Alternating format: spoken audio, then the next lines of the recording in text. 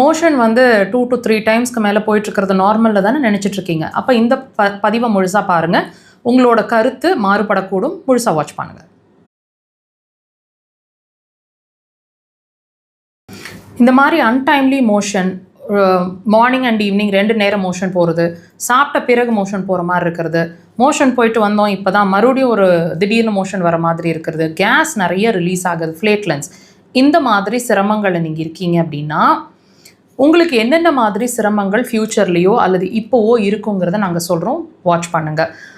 இந்த ப்ராப்ளம், அதாவது இந்த மோஷன் போகிறது, நம்ம என்ன நினச்சிட்ருக்கோம், மோஷன் கான்ஸ்டிபேஷன், அதாவது மோஷனே போக மாட்டேங்குது, ரொம்ப இறுக்கமாயிடுது, மோஷன் போகிறது ரொம்ப கடினமாக இருக்குது, எதையாவது மருந்துகள் வழியாக சாப்பிட்டு தான் நாங்கள் மோஷன் போகிறோம் அப்படின்ற சுச்சுவேஷன் எழுந்தால் மட்டும்தான் அது அப்நார்மல்னு நம்ம நினைக்கிறோம் இல்லைங்களா? நீங்களும் அப்படி தான் நினச்சிட்டு இருந்திருப்பீங்கன்னு நம்புகிறேன்.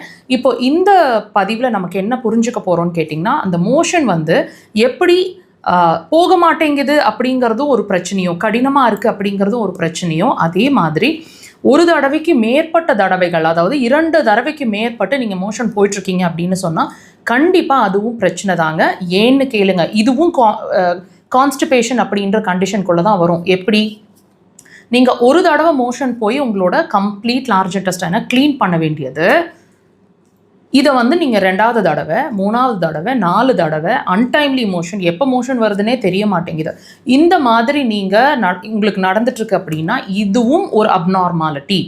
மார்னிங் எழுந்து ஒரு 1/2 hour to 45 minutes உங்களோட மலக்குடல் க்ளீன் ஆயிடணும். அதாவது ஒரே தடவையில் உங்கள் மோஷன் ஃப்ரீயாக இருக்கணும்.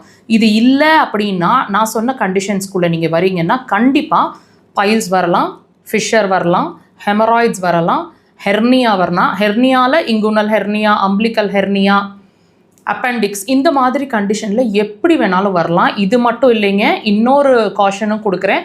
உங்களோட மலக்குடல் பாதிச்சா உங்களோட நுரையீரல் அடுத்தது பாதிக்கக்கூடும், அல்லது இப்போவே பாதிச்சுட்ருப்பீங்க. என்ன வரும்?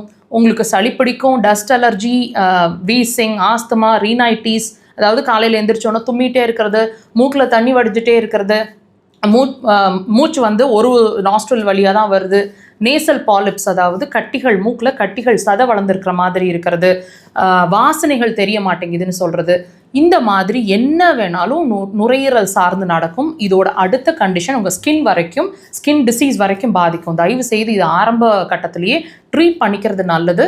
இது ஒரு கிளாரிட்டியை கொடுத்துருக்கோம் நம்புகிறேன். அக்குபஞ்சர் ஒரு சிறந்த தீர்வு. கண்டிப்பாக ட்ரை பண்ணுங்கள்.